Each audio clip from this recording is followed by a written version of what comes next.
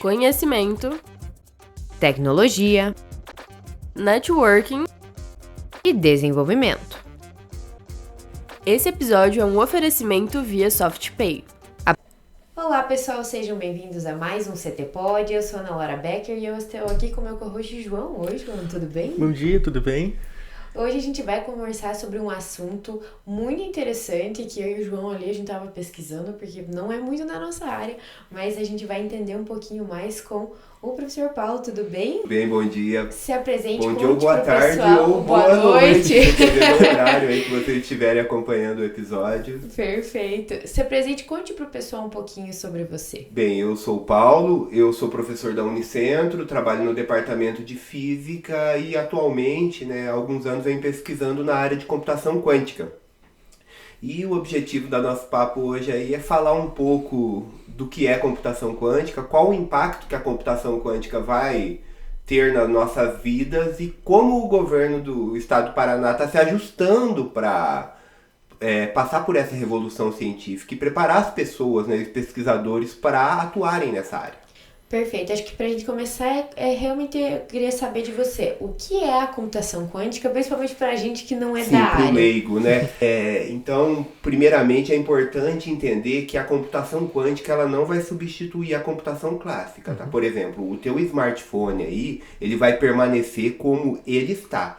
A computação quântica ela tem um objetivo de desenvolvimento de novas tecnologias. Ela vai estar mais aplicada à pesquisa. A computação quântica ela não tem nenhuma intenção de substituir a nossa computação cotidiana, que ela funciona muito bem. Agora, existem alguns problemas básicos que nós temos na sociedade, por exemplo, transporte, produção de fármaco, produção de novos materiais, que o custo computacional num computador clássico ele é muito alto. Demora da ordem da idade do universo para você simular alguns materiais. E o computador quântico ele tem a capacidade de fazer isso em um menor tempo. Então, para um leigo entender o que é computação quântica, antes de eu explicar qual é a sua diferença conceitual, é melhor eu explicar os problemas que ela atua, o que ela vai impactar na nossa prática, entendeu?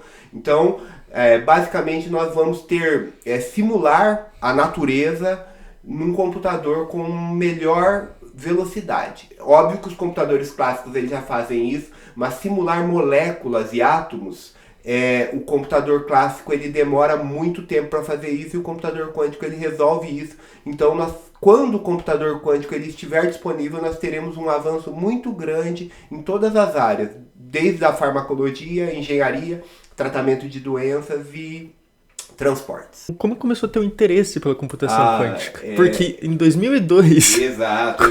Como em 2002 você descobriu isso? Na verdade, eu nem sabia que existia computação quântica e o que acontece é que um dia um professor chegou lá, eu era um aluno de graduação, estava no meu segundo ano de graduação, um professor chegou lá na nossa sala e disse, eu tenho disponibilidade. Ele estava afastado por conta de doença, ele teve um câncer e ele retornou e ele precisava de alunos, Como ele tinha perdido contato com a universidade por um tempo, ele ficou sem aluno de iniciação científica e aí ele procurou a turma do segundo ano do curso de física lá da UEL. E o professor Wellington da Cruz, ele já faleceu e eu sou muito grato por ele, mas aí ele procurou e aí eu e um amigo fomos iniciar as pesquisas. Daí ele apresentou essa área de computação quântica. Até então eu nunca tinha ouvido falar a palavra computação quântica. Óbvio que nesse período os trabalhos eram todos teóricos. E o que acontece? Eu achava que computação quântica naquela época, em 2002, olhando para hoje, 2025, era uma coisa de ficção científica. Eu nunca teria oportunidade de implementar nada em um computador quântico. Seria algo que estava muito distante. Mas hoje, de fato, a computação quântica está disponível e acessível. Qualquer pessoa que tem um computador normal em casa, ele pode simular algoritmos quânticos no seu próprio computador e pode acessar computadores quânticos por exemplo, da IBM, você paga uma quantia por hora e você pode rodar seus algoritmos quânticos lá no computador da IBM. Computação quântica hoje é uma realidade, não é algo que nós estamos falando daqui 5, 10 anos. Não, computação quântica é algo que nós estamos vivendo o boom atual da computação quântica. A próxima revolução que nós teremos na ciência, ela vai ser dada pela computação quântica. Vocês podem anotar isso aí, depois vocês me contam. Já fazendo Isso aí.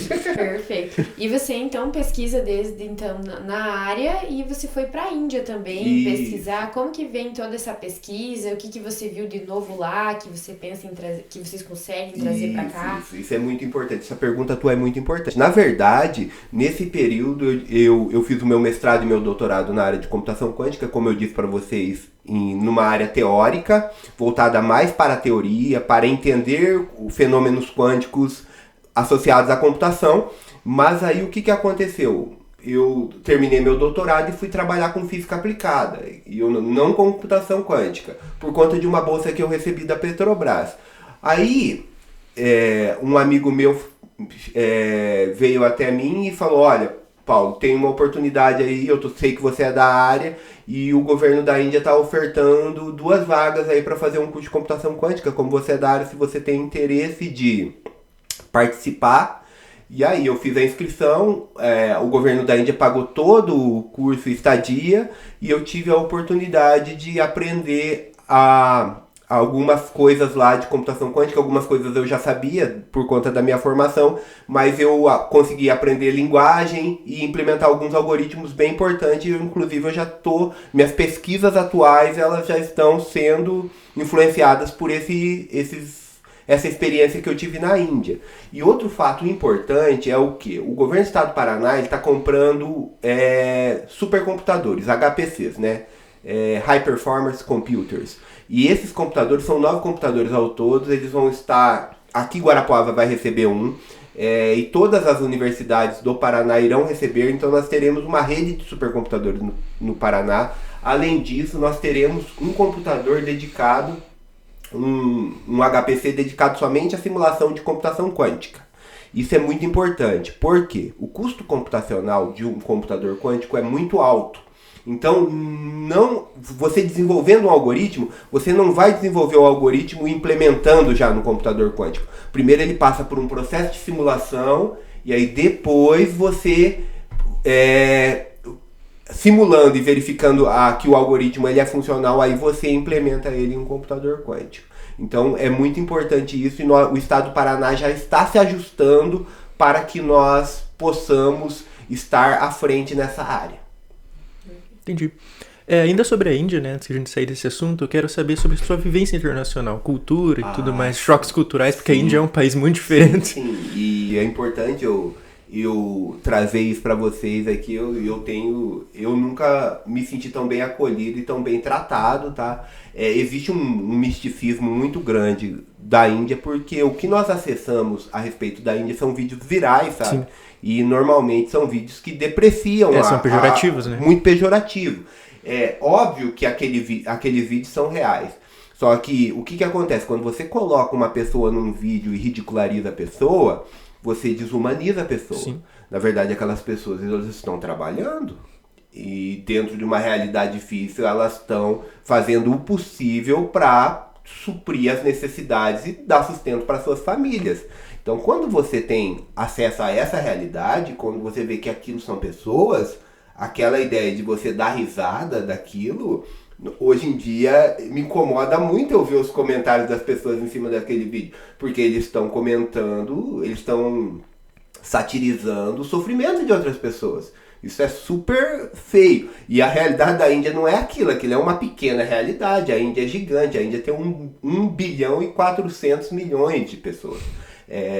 O que acontece? Belezas culturais da Índia, alimentação maravilhosa. Primeiro, né, a alimentação lá é basicamente vegetariana. Sim. Por conta da religião, os hindus. Eu sei que a Índia é muito complexa do ponto de vista religioso. A região que eu fui, a predominância é dos Sikhs. Não sei se vocês já viram falar. Já ouvi falar. É no norte da Índia, né? Isso, é no norte da Índia. O Sikhismo é uma religião monoteísta, muito interessante, porque ela é uma religião monoteísta bem moderna. Ela tem, acho que 600 anos, o Sikhismo. É uma religião bem nova. E o que acontece? Ela é uma religião muito humanista. Uhum. E Os templos Sikhs, eles servem alimento 24 horas por dia. Então, qualquer pessoa, independente da classe social, religião, se você entrar num templo Sikhs e você quiser fazer uma refeição, eles vão te servir comida. E então, é fantástico isso. Então, a região que eu fui não tem fome. E não tem pessoas pedindo na rua. Porque as pessoas têm alimento disponível 24 horas por dia. Se elas precisarem comer, elas vão aos templos. Óbvio que tem pobreza, sabe? Mas falar que tem pessoa pedindo, não. O que eles oferecem, o que tem muito na cultura de rua é oferecer serviço, sabe? Tipo, limpar sapato. Isso é uma coisa muito cultural deles lá. Você tá andando lá, eles pedem para limpar sapato. E a gente no Brasil não tem esse lance, né? Enquanto, pelo menos eu vou andando com meu tênis enquanto ele não tá grudando. Eu vou andando. E aí eles têm, daí eu ficava olhando, eu falei, não precisa. Eu tive a oportunidade de visitar o Golden Temple. O Golden Temple, ele é o maior templo Sikh da Índia e ele serve 100 mil refeições por dia, em torno de 100 mil refeições por dia. Eu tive a oportunidade de ajudar na cozinha comunitária, porque se você entra no Golden Temple, a cozinha é comunitária, e aí eu fiquei durante um período ajudando na produção de alimento lá. Então foi uma experiência bem legal, sabe? E me trouxe nova perspectiva a respeito de respeito religioso. Lá a convivência entre os diferentes ela é muito natural. É natural. Inclusive, essa ideia de casta, né, que nós recebemos muito não sei se vocês assistiram, né, O Caminho das Índias. Já assisti. Os indianos odeiam essa novela, porque, sério? claro... Chegou neles? Chegou. Não, porque nós temos uma comunidade índia. Eu tenho uma história fantástica com a Índia. Vou contar que antecede a minha ida para a Índia. O que acontece? Passa uma imagem muito pejorativa deles, né? Porque o que acontece? Você faz um recorte do povo que não representa o povo. Por exemplo, eu conheci pessoas lá que eles são de religiões diferentes e castas diferentes. E aí, óbvio que ficou aquela pergunta, né? Mas e aí, como funciona? Ele falou, não, o que acontece aqui é o seguinte, lá eles têm uma cultura familiar muito forte, então a opinião da família sobre nossas vidas lá é muito importante. Então, se você, por exemplo, vai se relacionar com uma pessoa de outra religião, você tem que apresentar para a família. E aí o que acontece? Existe um período que você vai estar com essa pessoa e a família vai avaliar se essa pessoa realmente ela faz parte daquilo dos valores que você... E aí, a partir daí, a pessoa pode se relacionar normalmente. Entendi. Óbvio que precisa ter uma validação da família. Mas não é nada de impositivo e forte como a gente vê aí. É algo mais natural. E outra coisa que nós esquecemos aqui também, que quando nós apontamos o dedo para a cultura do outro, a gente esquece da cultura nossa. Aqui no Brasil existe uma casta velada forte. O Brasil é um país que tem sérios problemas, que nós negamos, nós apresentamos uma imagem de um país bem comportado, não violento, e nós fomos o último país a abolir a escravidão no mundo. Então nós temos a escravidão no Brasil tem impactos sociais e culturais fortíssimos, e nós não fizemos a nossa lição de casa, mas nós somos muito bons para apontar a cultura dos outros, né? Nós jogamos nossos problemas para baixo do tapete e apontamos para os outros. Mas existe esse choque cultural, mas não é algo muito forte. E uma coisa que é muito legal deles, eles recebem muito bem os estrangeiros. Tipo, você tá andando na rua, as pessoas param você para tirar foto. Isso é a coisa mais comum do mundo, sabe? E pagar a coisa. Eles têm muito isso. Você entra numa loja, o dono da loja pergunta de onde você é, se você se apresenta como estrangeiro, ele fala, pega o que você quiser aí e não precisa pagar. Óbvio que a gente pagava, mas é bem interessante. Tipo, você tá numa mesa tomando um chopp, é comum a pessoa do lado vir e falar, vocês são do Brasil? Somos. Então, a próxima rodada eu quero pagar, mas eu quero tirar uma foto com vocês. Eu tenho uma coleção de fotos com indígenas lá, que eles foram, porque daí eles pediam pra tirar foto comigo, daí eu pedia pra tirar foto com eles, óbvio. E quantos países participaram do curso? Isso é outra coisa maravilhosa que eu tive a oportunidade de viver. Foram 19 países, e a maioria da África, sabe? Então eu tive um convívio muito próximo com o pessoal da África e do Sudeste Asiático. Tanto Sudeste como as repúblicas soviéticas, as antigas repúblicas soviéticas, Cazaquistão, Tajiquistão. Eu conheci pessoas da Mongólia, Vietnã. Então, essa experiência, eu acho que foi, do ponto de vista cultural, foi a maior experiência da minha vida. E eu percebi quanto nós somos parecidos com os africanos, no geral. Essa coisa da brincadeira nossa, de levar as coisas mais na esportiva, de brincar, de tirar um sarro, eles têm muito isso, sabe? E eu percebi que eles têm, do ponto de vista cultural, assim, é um choque fortíssimo. Eles nunca quando eles se apresentam, eles perguntam o seu nome, eles perguntam se você é casado, quem são seus pais, se você vive com seus pais. Então eles têm um conceito muito mais familiar, né? Aqui nós temos essa ideia mais de nos apresentar como produto, né? Sim. Eu sou o Paulo, eu sou professor, eu pesquiso tal coisa. Títulos, né? Isso, exatamente. Lá eles têm uma vivência assim mais de núcleo familiar. Isso é bem comum. Aí eles, depois que eles varrem, eles fazem a varredura da perspectiva familiar, aí eles começam a perguntar sobre o que você faz. Esse é uma coisa bem, bem interessante. E aí óbvio que a comissão organizadora, eles fizeram festas de integração cultural, né? Então aí a gente tinha que ir lá, colocar uma música brasileira, tinha que mostrar qual era a dança típica do Brasil.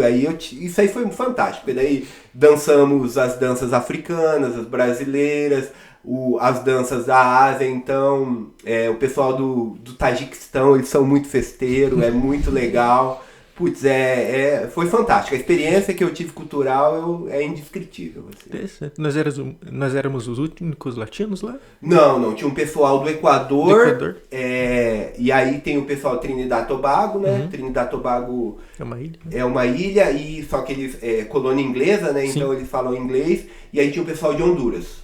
Então latinos, que eu classifico, era nós, os equatorianos e os hondurenses. Perfeito. E o que você traz, então, assim, de toda essa experiência aqui? Como que você falou que as tuas pesquisas já estão indo para esse lado, né? Então, você teve toda essa experiência, esse conhecimento, e agora como que você está aplicando isso aqui? Exato. Atualmente, o que eu estou fazendo, tá? Eu já tinha um trabalho que eu trabalhava com processamento e análise de imagens digitais voltados para microtomografia. Tomografia médica é aquele exame que nós fazemos em que você submete o paciente a um raio-x, só que esse raio-x não é um raio-x bidimensional, como uma radiografia. O que acontece? Você tem um sistema de fonte detector que você tira radiografias em 360 graus e aí você consegue compor uma imagem tridimensional do paciente. Então eu trabalhava com isso, tá? Mas voltado à microtomografia. A diferença da tomografia para a microtomografia é a escala. A tomografia eu vejo imagens em ordens milimétricas. Na microtomografia é 1 milímetro dividido em 1000 partes. Então são pequenas coisinhas na amostra que nós tentamos observar, tá? E aí o que acontece? Como eu já estava trabalhando com esse processamento e análise de imagem digital, eu adaptei esse trabalho para Quantum Machine Learning para classificação. Então, o Machine Learning clássico é simplesmente você utilizar o aprendizado de máquina para classificar diferentes amostras. Isso é muito importante na indústria, na pesquisa. Por exemplo, atualmente eu estou fazendo um trabalho com a professora Andressa Galli do Departamento de Química, que ela está junto com a polícia científica e ela trabalha com análise de cocaína, tanto em pureza quanto localização. Então a ideia é usar Quantum Machine Learning para classificar rotas de tráfego. Por exemplo, eu consigo saber a pureza da cocaína, a polícia aprende, e aí o que acontece? Pela pureza da cocaína eu consigo classificar da onde que essa cocaína está sendo produzida. Então a ideia, uma das vertentes do trabalho é classificação, mas eu já tenho planos já de buscar parceria para a gente tentar usar computação quântica em agricultura de precisão e melhora de processo, sabe? Então, e o próximo passo que eu quero para minha pesquisa é começar a simular algumas moléculas que são aplicáveis ou a fármacos ou a células solares ou alguma coisa do tipo. Tentar usar a computação quântica direto com simulações para a produção de novos materiais. Perfeito. Bom, você falou de usar no agronegócio. Bom, o Brasil é o país que mais vive do agronegócio no mundo, pode-se dizer assim, né? E Guarapuava principalmente. Eu queria saber se tem muito interesse do agro nessa computação quântica, o que você consegue extrair da computação quântica para o agro. Exato. Isso é um problema que... O que acontece?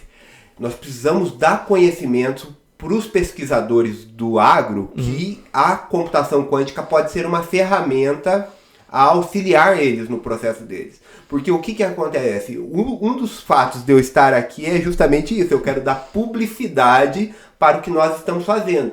Porque o que acontece? A maioria dos professores, por exemplo, a professora Andressa Galli, que eu levei esse problema para ela não tinha ideia que a computação quântica ela poderia auxiliar as pesquisas dela. E o que nós precisamos? Nós precisamos levar a conhecimento do agro isso. Hoje nós temos um problema bilionário, que é a fertilização. Então a computação quântica, ela possivelmente irá auxiliar no problema da fertilização, porque os fertilizantes eles usam reservas minerais. E essas reservas minerais uma hora irão acabar. Então o que acontece? A demanda de fertilizantes no Brasil é absurda. Então nós temos que buscar uma alternativa de material e molécula que eu possa sintetizar para a fertilização. Então, simular material e molécula é fundamental na computação. Fundamental não, é a base da computação quântica, e isso está justamente numa questão física, tá? O que acontece? A computação quântica ela usa propriedades de sistemas quânticos para processar informação. E todos nós, eu, você, tudo que está ao nosso redor, eles são constituídos por átomos e moléculas. E as leis que descrevem os átomos e moléculas são leis da mecânica quântica. Então, o que acontece? Tudo que nós estamos fazendo aqui tem base, tipo, o meu pensamento, o meu movimento, ele é fundamentado por interação entre átomos e moléculas. Então, quando eu entendo isso e eu levo isso para um computador quântico, eu consigo ter mais eficiência de simulação, porque fenômenos quânticos eles são melhores simulados em computadores quânticos. Entendi. Então, este é o grande ponto. Então, o impacto da computação quântica em todas as áreas, ele vai ser gigantesco. Isso é um fato, tá? O que acontece? A computação quântica ela tem alguns problemas de execução. Porque hoje, por exemplo, o computador quântico da IBM ele tem 1000 qubits, tá? 1000 qubits são 1000 elementos quânticos que processam a informação. Se você olhar a quantidade de transistores num computador qualquer ou no teu celular, ela ultrapassa milhões. E um computador ele usa só 1000 qubits. E um computador quântico com 1000 qubits, ele processa muito mais informação que o seu celular que tem milhões de transistores. E isso é por conta de uma propriedade dos sistemas quânticos, que é o paralelismo. Eu já vou explicar isso para vocês de uma forma prática. O paralelismo seria o seguinte: eu tenho um problema clássico que o seu bolso, ele tem... Você tem quantos bolsos aí? Tem 4 bolsos? Os 2 da calça e os 2 da camisa. 6 bolsos, né? Então o que acontece? Você esqueceu a chave num bolso. Do ponto de vista clássico, o que você teria para achar a tua chave? Você iria... bater os bolsos. Bolso por bolso. Aí 1, 2, 3, se tá no último, 5 passos para achar teu bolso.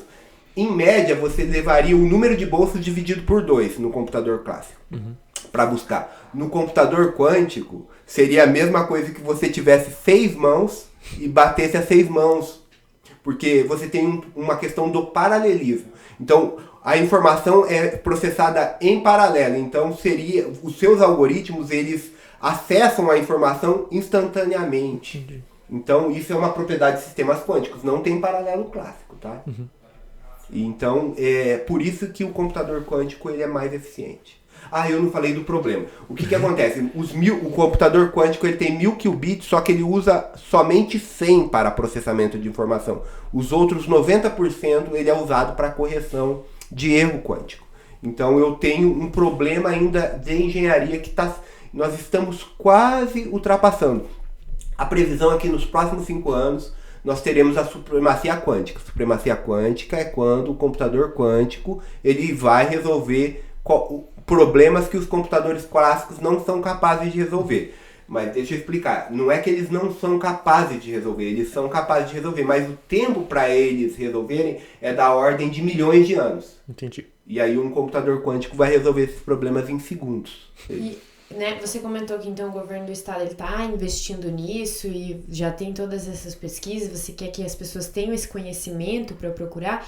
Como que uma pessoa, por exemplo, está lá no agro, ela vai e procura esse tipo, por exemplo, procura a universidade, como que ela vai atrás dessa informação? Então, nós temos um grande problema. Apesar de ter tudo isso, nós temos um grande problema. Mas é um problema de solução e que nós temos solução e que temos uma boa solução, tá? Porque o que acontece? Nós precisamos formar recursos humanos para atuar nessa área. E uma coisa importante que eu gostaria de deixar registrado aqui é que não é só os físicos que podem fazer computação quântica, tá? Qualquer aluno de exatas, ele pode atuar em computação quântica. Ele pode ser engenheiro, ele pode ser físico, ele pode ser matemático, ele pode ser químico, ele pode ser cientista da computação. Porque você precisa ter uma base de álgebra linear, tá? Quem é da exatas, ele vai entender o que eu estou falando. Álgebra linear é uma disciplina obrigatória na exatas. Então, o aluno que teve o curso de álgebra linear, ele pode desenvolver algoritmos em computação quântica e pode aprender computação quântica. Porque eu posso falar assim, dá para fazer sem álgebra? Eu estaria mentindo, porque é o fundamento básico, as operações básicas na computação quântica, ela demanda um conhecimento de álgebra linear. Então, o problema hoje no Estado é o seguinte, nós precisamos alfabetizar pessoas para computação quântica.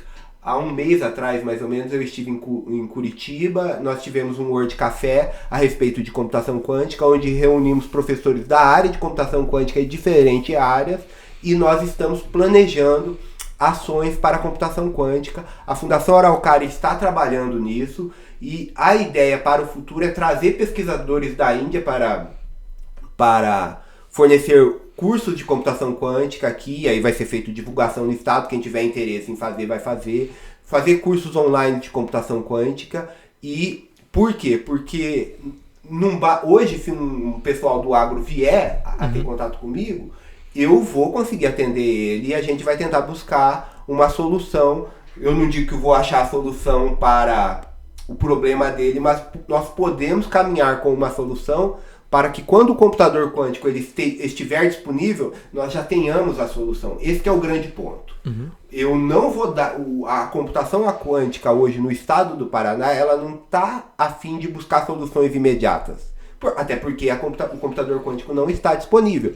Mas nós precisamos desenvolver e simular, porque o simulador está disponível, e desenvolver softwares para que, quando o computador quântico estiver disponível, nós possamos já implementar e já ter resultado. Porque imagine, se nós esperamos ter essa tecnologia disponível para começar a correr atrás de buscar a solução, nós vamos ficar muito para trás, como nós já ficamos aqui no Brasil. E eu acho muito importante esse planejamento que o governo do estado do Paraná está fazendo, porque isso vai nos colocar à frente. E aí, quando nós tivermos a tecnologia disponível, nós já vamos estar buscando solução. Então isso é muito importante. Aí o que eu falei é que eu consigo atender, só que tem um problema.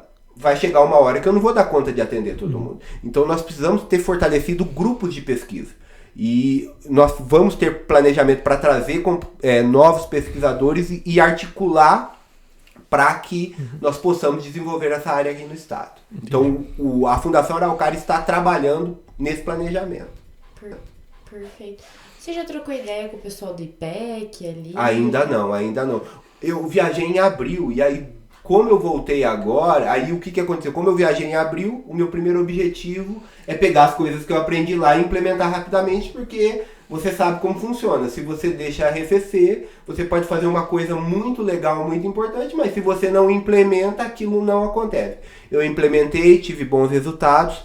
Os resultados que eu tive, eles estão lá na Índia, com uma parceria que nós conseguimos uma parceria, então vai ser simulado nos computadores lá da Índia, então eu estou muito feliz por isso, porque nós estamos conseguindo uma parceria binacional Brasil-Índia, então isso para mim já é fantástico, e agora eu, vindo aqui, eu quero entrar em contato com outras pessoas para a gente tentar desenvolver projetos nessa área.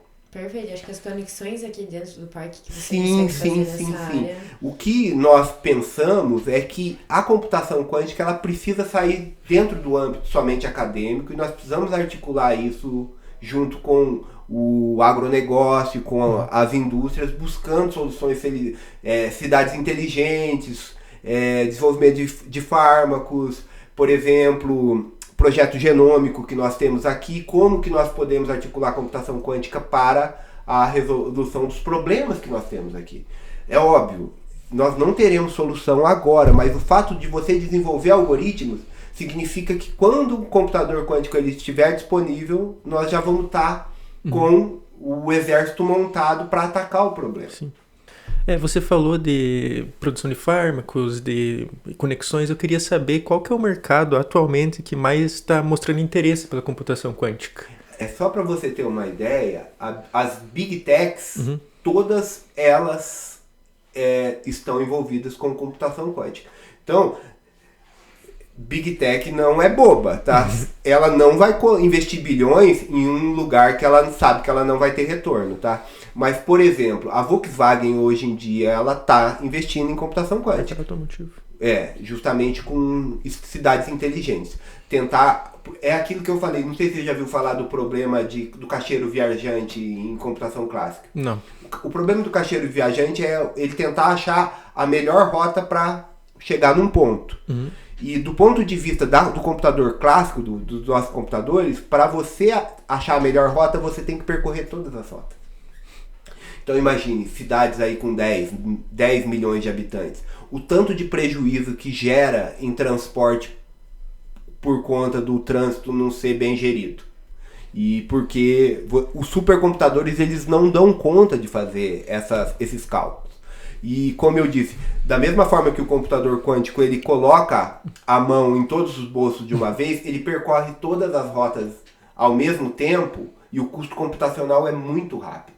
E aí você consegue achar a melhor rota mais rapidamente. A Volkswagen ela está trabalhando nesse tipo de simulações. Aqui em Guarapuava, na região, tem alguma empresa que já demonstrou interesse? Não, ainda não. Né? Então, o que eu tenho feito, eu tenho dado bastante palestra e sempre que eu sou convidado eu tenho me disposto a falar sobre, porque é aquilo, não adianta você tem que tornar público o que você está fazendo e trazer a importância disso. Eu vou ter uma palestra agora no Paraná Faz Ciências, onde eu vou estar falando como a computação quântica ela pode impactar no problema climático, tá? Como ela pode ser uma grande ferramenta para soluções climáticas e principalmente em previsão do tempo, tá? A computação quântica na previsão do tempo ela vai conseguir previsão do tempo mais rápida e mais precisa, mas eu não vou dar muito spoiler da minha palestra. Quem quiser vai lá, não vai ser na sexta-feira, 10h30 da manhã, no Cidade dos Lagos. Eu convido a toda a comunidade que quer saber um pouco sobre computação quântica, que quer pesquisar nessa área, os alunos que querem pesquisar nessa área, a ir lá no Cidade dos Lagos para assistir a palestra. A gente vai estar junto lá, inclusive, com a jornada do Catec, e aí junto com o Paraná Faz Ciência lá também. Sim, eu acho importante convidar a sociedade. Guarapuava está recebendo um evento histórico, tá? Do ponto de vista científico. E eu sei que quando a gente está na nossa casa, a gente não tem muito ideia do que é feito de ciência e o quanto a ciência é importante para a nossa vida. Mas tudo que nós temos na nossa volta de conforto na área de saúde, na área tecnológica, eles foram produzidos graças a pesquisas científicas que aconteceram em universidades. Então é importante a sociedade jogar o olho para esse tipo de coisa, porque obviamente que vai ter muito pai, vai ter muito filho, e é importante que o Brasil é um país que precisa de letramento científico. As áreas de ciência e tecnologia não são as áreas mais buscadas pelos jovens, e nós precisamos ter essa virada de chave. Se nós quisermos nos desenvolver quanto país, nós precisamos investir mais em ciência e tecnologia, e não somente isso, tem que haver o interesse da população em trabalhar com ciência e tecnologia. Não adianta o governo do estado comprar supercomputador se não tiver aluno, pesquisador, aluno de mestrado, aluno de doutorado, aluno de pós-doc para trabalhar com esses equipamentos, tá? E empresas interessadas também em participar de colaborações com esses equipamentos, tá? Perfeito. E pra gente encerrar, você poderia deixar então um recado para o pessoal que está entrando na área, os estudantes que ainda estão pensando por que ir para essa área, né? Sim. Porque é óbvio que eu poderia, como físico aqui, eu ia fazer física, mas eu não vou fazer isso. Eu acho que você tem que escolher aquele curso que você se identifica. Mas eu digo o seguinte, se você quer trabalhar na área de computação quântica, você precisa escolher um curso na área de exatas. Não tem jeito. É fato, tá? Então você tem que escolher um curso na área de exatas. E o que eu posso dizer para vocês? O Brasil em computação quântica hoje tem algumas pessoas fazendo. Eu não vou mentir para você, mas do ponto de vista de massa de trabalho é zero. Eu estava na reunião lá, um amigo nosso lá da UTF, professor Thiago, ele disse que ele conhece só 2 caras que estão trabalhando numa empresa do ramo do petróleo, que estão trabalhando em prototipagem, né, em desenvolvimento de algoritmos na área em computação quântica para petrografia, para extração de petróleo. E 2 caras. Então, é muito pouco. Então, o que acontece? Se você ingressar nessa área agora, você tem um futuro promissor. E não acredite no que eu estou falando. Por favor, pesquise. Vá ver como a computação quântica vai impactar a sociedade no futuro. Então, se você tem interesse e quiser me procurar, eu sou professor do departamento de física, professor Paulo. Eu vou deixar meu e-mail ali, eles vão colocar na descrição ali. E você pode entrar em contato comigo. Nós podemos desenvolver um trabalho de iniciação científica. Eu também oriento no mestrado em materiais. Se você já é formado e quer fazer um mestrado, você pode ter a oportunidade de trabalhar nessa área. Se você é de outro lugar, você pode entrar em contato comigo que eu vou indicar alguém desse lugar que trabalha com isso. E o que acontece? Nós precisamos nos mexer para que essa área passe a existir no estado, tá? E quem faz uma cultura somos nós mesmos, não adianta. A cultura brasileira é nós. Então, se nós quisermos ter uma cultura em computação quântica aqui no estado do Paraná, não existe, as políticas públicas elas auxiliam, mas se a sociedade não apoia e as pessoas não abraçam a causa, é igual aquelas leis, né? No Brasil tem lei que pega, tem lei que não pega, mas as leis que pegam são as leis que a sociedade entende que é importante. Por exemplo, usar cinto de segurança. Eu sou de uma geração que ninguém usava cinto de segurança. Anos 90 era absurdo, criança não andava na cadeirinha. Foi feito campanhas e a população abraçou, falou, não, isso é importante, nós precisamos salvar vidas, e as pessoas começaram a usar cinto, e o mesmo eu penso aqui. Nós precisamos criar uma cultura e divulgar essa área para que tenhamos mais pessoas trabalhando nessa área. E eu convido a todos que têm interesse em entrar em contato, se quiser palestra, eu posso dar palestra, e para que essa área ela se desenvolva no estado e o Paraná, eu sonho com isso, sabe? Que o Paraná seja referência em computação quântica, e eu tenho certeza que eu vou estar vivo para ver que no estado do Paraná nós iremos resolver um problema de interesse da população em geral, seja voltado para a ecologia ou para o agronegócio, que a computação quântica ela vai auxiliar na solução desse problema. Eu tenho certeza que isso irá acontecer num futuro bem próximo, tá bom? Perfeito. E a gente agradece muito a sua participação. Esse é um tema muito legal, assim, né? Porque a gente já conseguiu trabalhar em várias áreas, várias frentes. Sim, eu dei uma olhada no que vocês estão produzindo. Muito legal o podcast de vocês. E a gente deixa muito aberto para você aqui também usar do Parque Tecnológico para ver as parcerias. A gente tem contato, a gente não tem, mas a gente consegue achar também. Então, assim, para realmente, que nem você falou, fazer isso, disseminar e que os pesquisadores consigam usar essas tecnologias para que saiam pesquisas aí realmente que sejam mais precisas. Então é muito legal a gente ter essa conexão. É importante deixar claro aqui que o investimento nesse tipo de nova tecnologia, o impacto direto vai ser na nossa qualidade de vida. Por exemplo, a indústria de fármaco, né? Vou dar um exemplo bem simples aqui. O que acontece? Você vai fazer um tratamento de quimioterapia, por exemplo, no câncer. O que acontece? Você vai selecionar o fármaco que menos causa impacto para aquele tipo de tumor. E cada corpo, ele reage de uma maneira. Mas com a computação quântica, nós chegaremos num ponto que será feita a biópsia do tumor e será apontado qual a molécula que melhor ataca aquele tumor e menos causa impacto ao paciente. E aí nós teremos a eficiência dos tratamentos de câncer, ele será gigantesca, porque o que acontece? Você não vai usar mais um fármaco que ele atende um espectro. Você vai usar um fármaco que vai atender exatamente a doença, o problema. Então, o impacto é direto, pessoal. Vocês não têm ideia do quanto isso vai ser importante. Nós iremos passar por uma revolução científica e tecnológica assustadora. Por exemplo, células solares. Eficiência de célula solar é um problemão. Tem pesquisadores que estão o tempo todo tentando desenvolver. Só que o que acontece? Testar diferentes materiais demanda tempo, porque você tem que produzir um novo material e testar.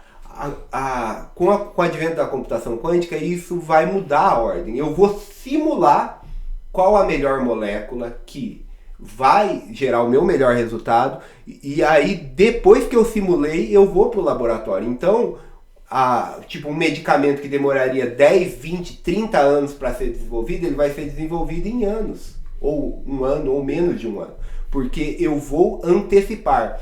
Então eu simulo primeiro para depois produzir, então eu vou antecipar. Perfeito, muito legal. Foi muito legal, acho que esse bate-papo abre bastante, né, pro pessoal que quer conhecer a área. Você tem alguma rede social que dá pro pessoal seguir também? Sim, vou passar meu Instagram pra vocês, aí vocês colocam lá na descrição. E aí, quem tiver interesse, por favor, entrar em contato, tá bom? Perfeito. Agradeço muito a vocês pela oportunidade de estar falando aqui e gostei muito da conversa de uma maneira leve e bem tranquila. Espero ter sido claro com vocês a respeito dos impactos que a computação quântica está aqui e agradeço muito a vocês, tá bom? Muito obrigado. Foi muito legal. Perfeito. Então até mais, pessoal. Até o próximo episódio. Tchau, tchau. Tchau, tchau. Valeu, obrigado.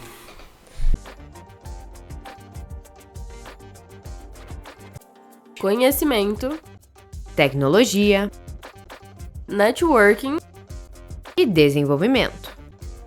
Esse episódio é um oferecimento via SoftPay.